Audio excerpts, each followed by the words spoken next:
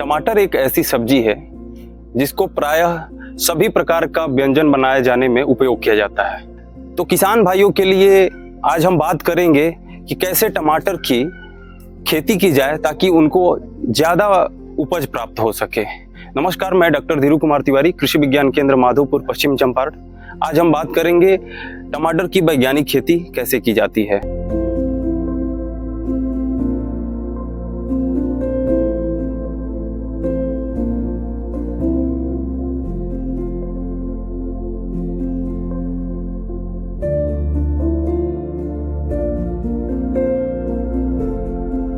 अपने यहाँ टमाटर की खेती 3 मौसम में की जाती है, जिसमें से जो सर्दी के मौसम में जो खेती की जाती है उसको लगाने का जो सबसे अच्छा समय होता है अगस्त सितंबर का होता है।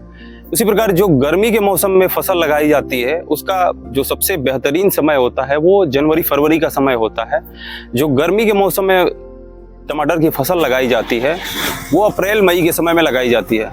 किसान भाइयों को कुछ मुख्य बातों पर जरूर ध्यान देना चाहिए, जिसमें से खास है कि प्रजातियों का चुनाव अच्छी उपज वाली जो कुछ प्रजातियां हैं उनका चुनाव किया जाना है, जिसमें से मुख्य रूप से जैसे अर्का रक्षक जो प्रजाति है, अर्का रक्षक का ये क्वालिटी है कि वो किसी भी मौसम में उसको उगाया जा सकता है।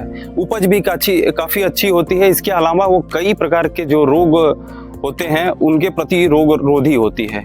इसके अलावा काशी विशेष है, काशी आदर्श है, ये कुछ प्रमुख टमाटर की प्रजातियां हैं। इसके अलावा चेरी टोमेटो की भी किसान खेती कर सकते हैं। चेरी टोमेटो का जो उपयोग होता है वो सलाद के रूप में काफ़ी रूप से यूज़ किया जाता है, उसका प्रयोग किया जाता है। तो इन सब प्रभेदों का उपयोग करते हुए टमाटर की अच्छी उपज को प्राप्त किया जा सकता है, अच्छा मुनाफा कमाया जा सकता है। ये हो गई कि जो उत्तम प्रभेद की बात है। इसके अलावा हमको नर्सरी की बात करनी चाहिए। इसका जो पौधा होता है, नर्सरी गिराने के बाद पौधों का रोपण किया जाता है।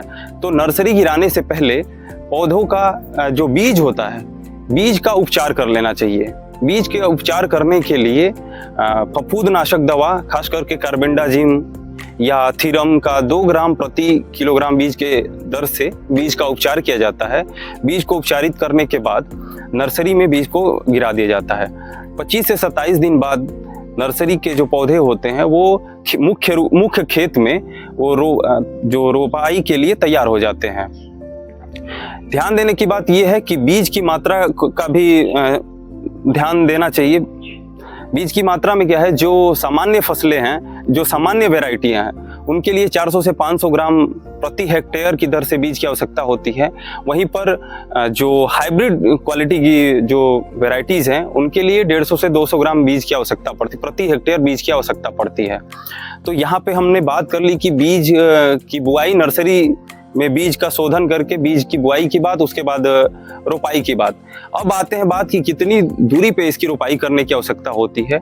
तो जो कम फैलाव वाली प्रभेद होती हैं उनके लिए 45 से 60 सेंटीमीटर की दूरी पे पौधों का रोपाई किया जाता है। वहीं पे जो हाइब्रिड या ज़्यादा विस्तार वाली प्रभेद होती हैं, पौधे होते हैं उनके विस्तार वाले, उसके लिए 90 से 120 सेंटीमीटर की दूरी पे जो पौधे की रोपाई की जाती है। अब हम बात कर लेते हैं कि कितनी गहराई पे बीज को लगाना चाहिए। जो नर्सरी की बात है, तो नर्सरी में जो गहराई होती है वो 1.5 से 2 सेंटीमीटर की गहराई पे बीज की बुआई की जाती है। यहाँ पे बात अब करनी होगी कि जो फसल हम लगा रहे हैं, फसल में जो न्यूट्रिएंट का जो प्रबंधन है, जो पोषक तत्व प्रबंधन है उसके बारे में। तो पोषक तत्व प्रबंधन के लिए 120 किलोग्राम नाइट्रोजन, 80 किलोग्राम फास्फोरस और 80 किलोग्राम पोटाश की प्रति हेक्टेयर आवश्यकता पड़ती है। इसके में क्या किया, ध्यान देने की बात है कि जो नाइट्रोजन की मात्रा होती है इसको 3 बराबर भागों में बांट लिया जाता है।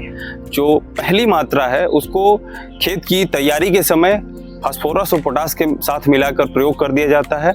वहीं पे जो बाकी 2 जो अवशेष बची हुई मात्रा है नाइट्रोजन की, उसको रोपाई से 20 दिन बाद और फिर उसके बाद 40 से 45 दिन बाद उसका प्रयोग किया जाता है। इस प्रकार से हम जो उर्वरक की प्रबंधन करते हैं।